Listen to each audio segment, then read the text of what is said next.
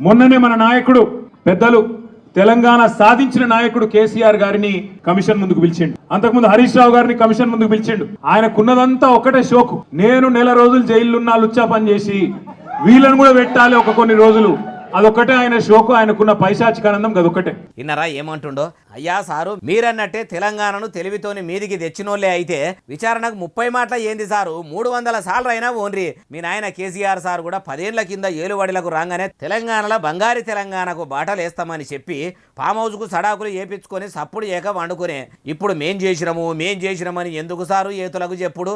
అంతగానం మీరు తెలంగాణలో అడ్డం పొడుగు నిలువు ఒడిచినోళ్లే అయితే మిమ్మల్ని ప్రజలు ఎందుకు పక్కకు పెట్టినట్టు? 10 ఏళ్ల కింద ఎట్లుండే తెలంగాణ ఇప్పుడు అట్లనే ఉన్నది సారు.